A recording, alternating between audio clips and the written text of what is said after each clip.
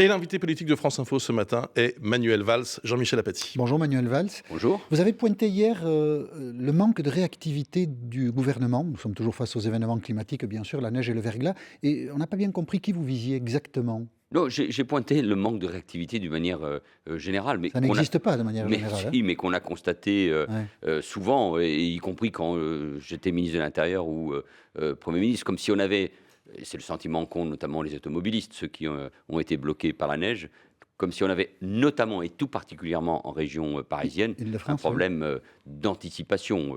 Voilà. Mais enfin, qui est responsable d'un problème d'anticipation? C'est l'État, les collectivités on cherche à comprendre parce que c'est important. Il y a des gens qui sont bloqués, qui passaient la nuit à l'extérieur, qui peuvent mettre des heures avant de pouvoir rentrer à la maison. Alors on se dit, tiens, vous êtes ancien Premier ministre, donc vous savez de quoi vous parlez. D'abord, il y a un problème c'est d'abord en Île-de-France.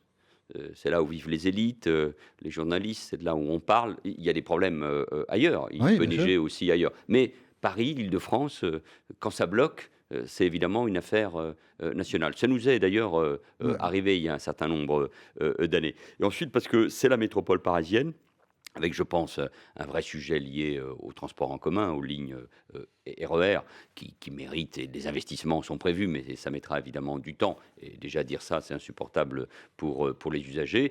Mais il y a un problème d'organisation, de circulation. Le gouvernement a mis du temps à réagir de transport. Le gouvernement a mal informé?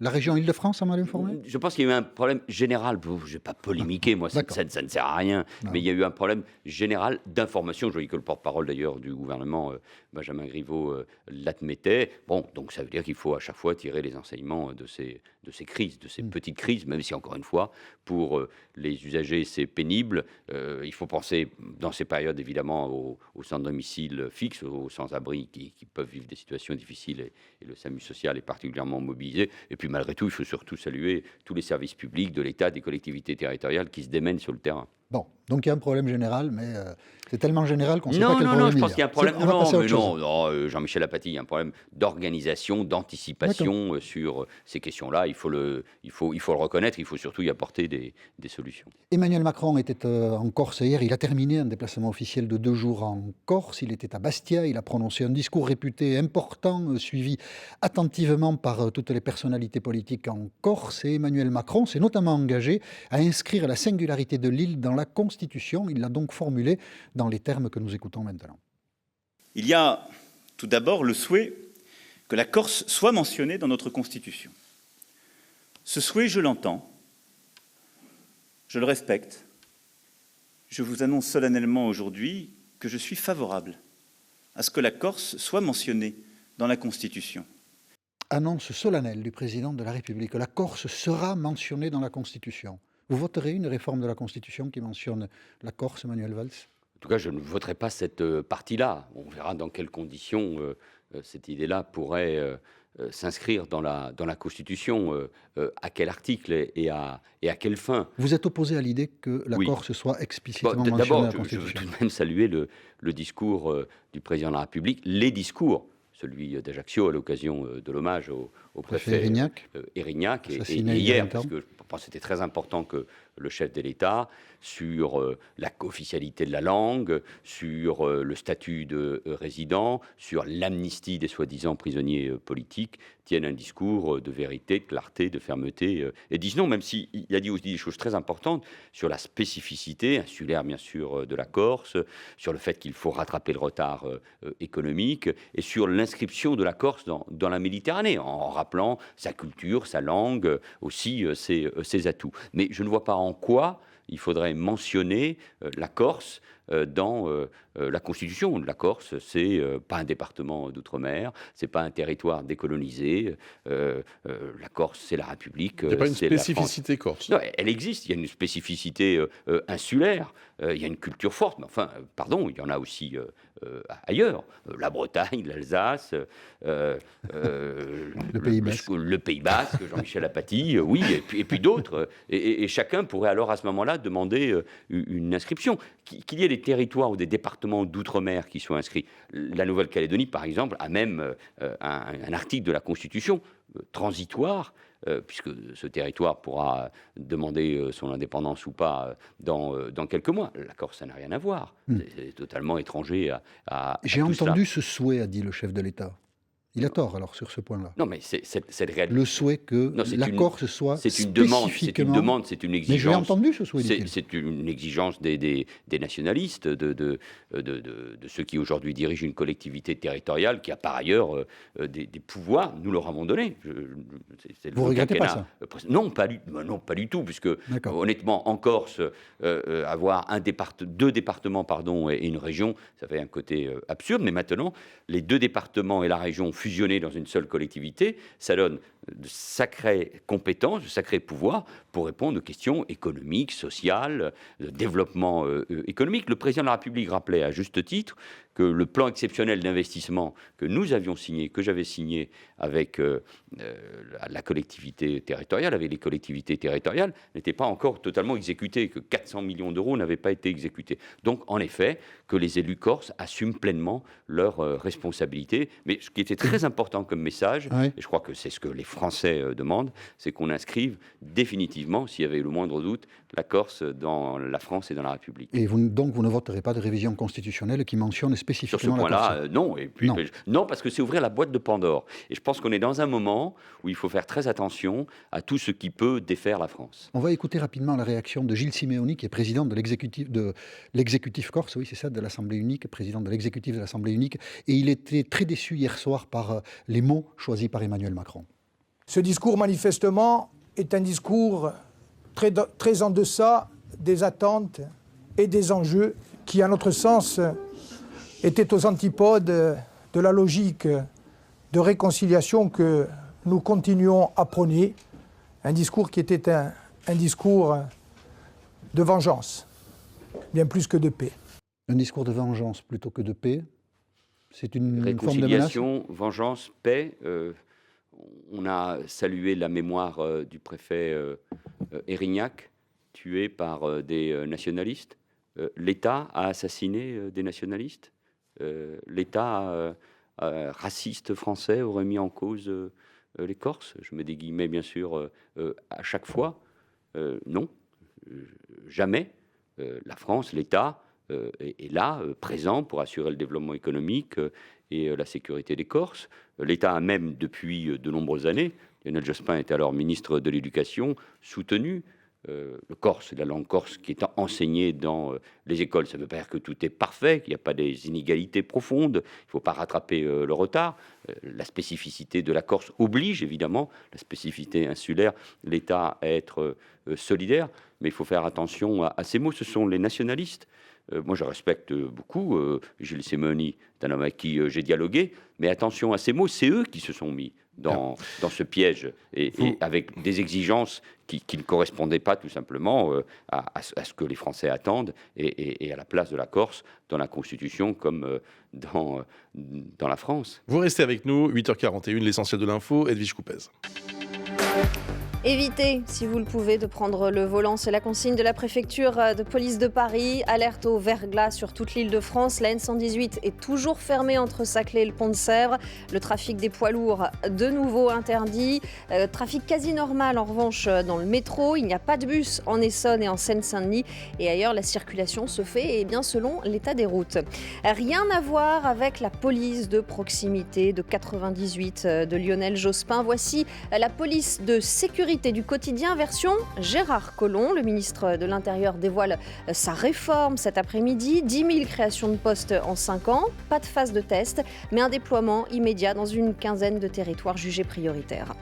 Le fisc envisage bien de remettre en cause la ristourne de plus de 2 milliards accordée à la Société Générale en 2009 et en 2010. C'était après l'affaire Kerviel. Et cette fois, c'est la banque elle-même qui confirme cette information, sans toutefois prendre en compte ce redressement potentiel dans ses comptes, redressement qu'elle veut de toute façon contester en justice. Des chants et des danses ce matin pour fêter l'arrivée de la délégation nord-coréenne dans le village olympique de Pyeongchang, dans le sud. Des JO présentés comme des Jeux de la paix. Les deux Corées défileront ensemble demain midi lors de la cérémonie d'ouverture sous un même drapeau. France Info. Manuel Valls, ancien Premier ministre et actuel député de l'Essonne, est l'invité de France Info. Jean-Michel Apathy. Territoire de Belfort, Val d'Oise, La République En Marche a été battue 2 fois dimanche dernier lors des élections législatives partielles qui s'y déroulaient. Et Laurent Wauquiez, le président des Républicains, qui a donc 2 fois gagné dimanche, a expliqué que le président de la République avait du mal à comprendre les Français, notamment en matière de pouvoir d'achat. On écoute Laurent Wauquiez, c'était au 4 vérités de France 2.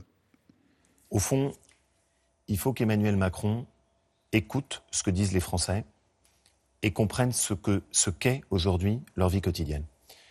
Le sentiment qu'on a, c'est qu'il ne le comprend pas et qu'il sous-estime les questions de pouvoir d'achat. Le président de la République sous-estime-t-il les questions de pouvoir d'achat, Manuel Valls ?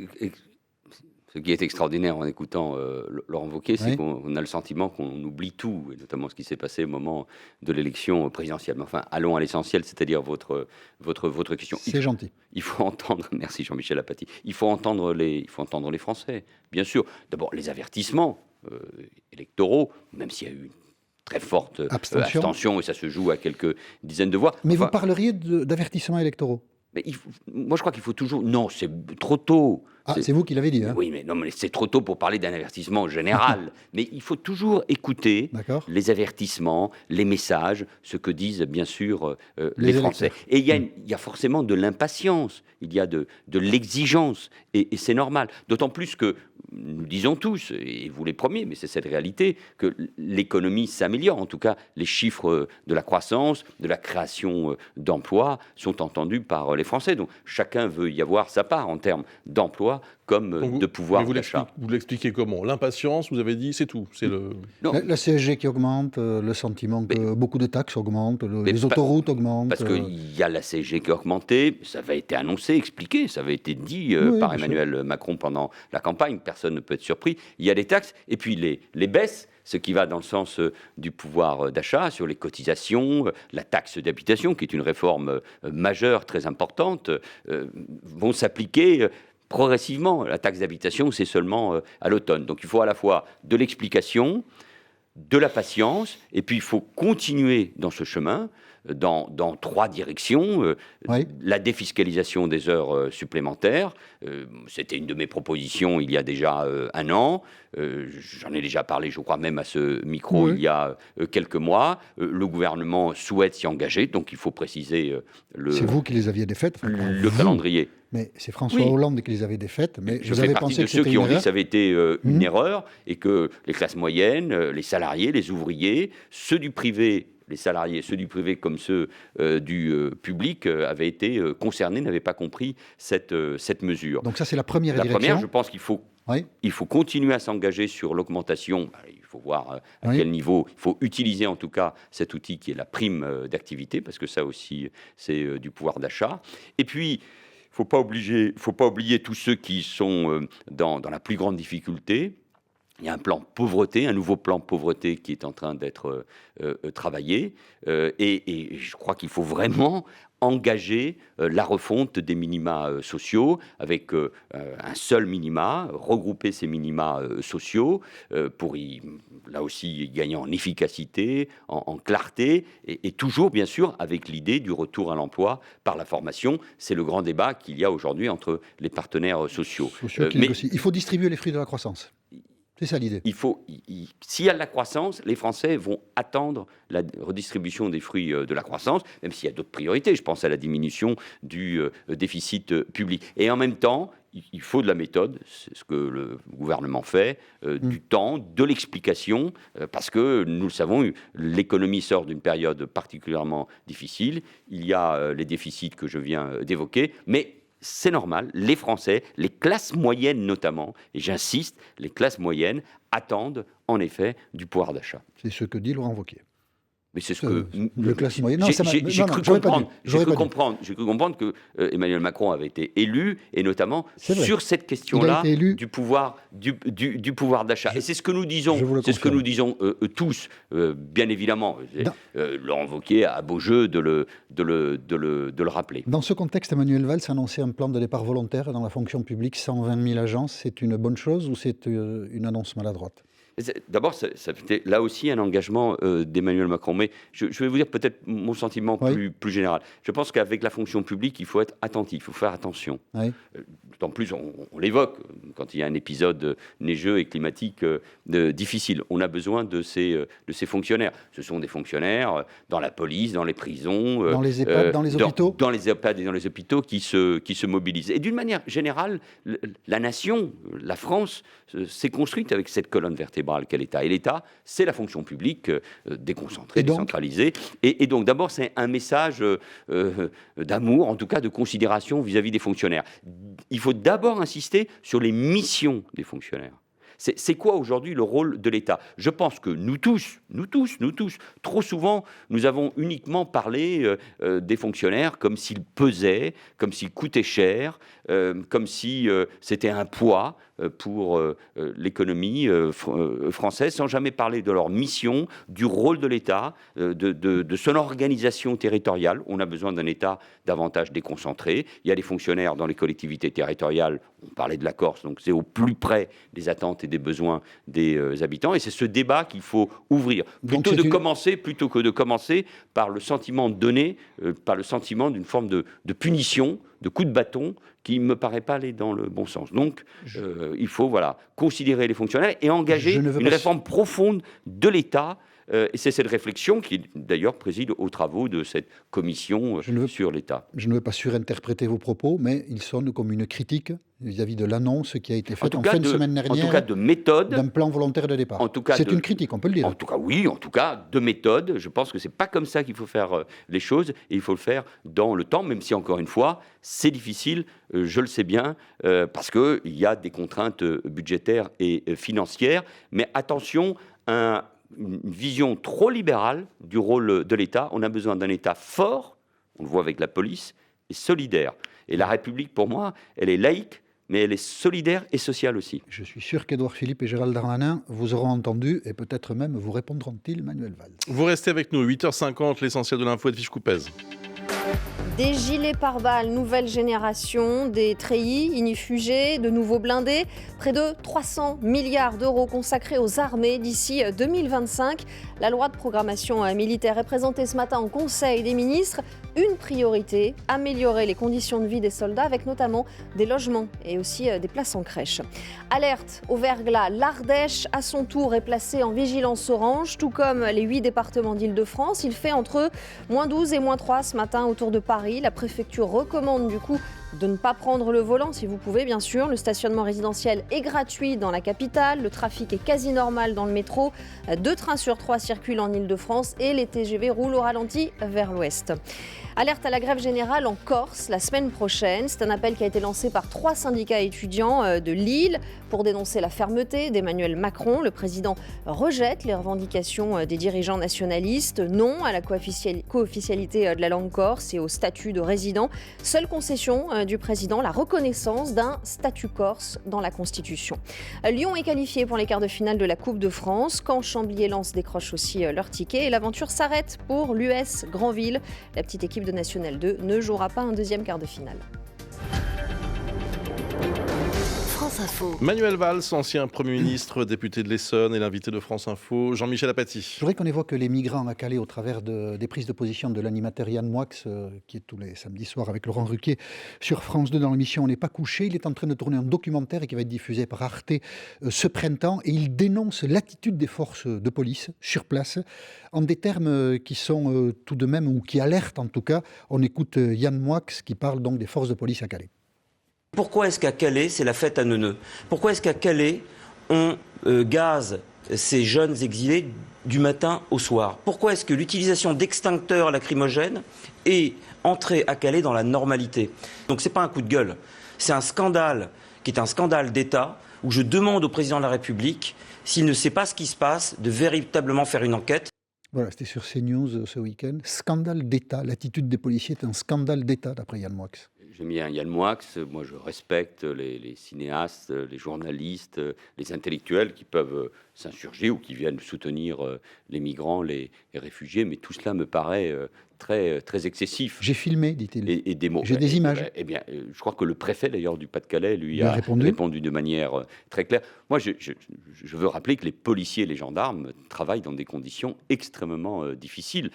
Ils ont encore dû intervenir il y a quelques jours pour séparer des groupes de migrants avec des blessés très graves du côté des Afghans, je crois. Bon, donc, le travail des policiers est difficile. Le font-ils en respectant les valeurs de la République? Je le crois. S'il y a évidemment, ça a toujours été le cas, le moindre problème, la moindre dérive, la moindre bavure, comme on dit, il faut évidemment la sanctionner. Mais Gérard Collomb, que je soutiens beaucoup dans ce dossier très, très difficile, il va présenter bientôt une loi sur l'asile et la maîtrise des flux migratoires. C'est un travail difficile, je l'ai fait comme ministre de l'Intérieur. Il faut le soutenir parce qu'on a besoin de cette exigence, bien sûr, d'humanité et de fermeté pour faire vivre le droit d'asile, qui est un droit constitutionnel, conventionnel, majeur, qui fait honneur à la France. Il faut maîtriser les flux migratoires et il faut que tous ceux qui n'ont rien à faire sur notre territoire, qui sont déboutés du droit d'asile, soient renvoyés dans leur pays, soient reconduits à la frontière. Et puis, je veux saluer, bien sûr,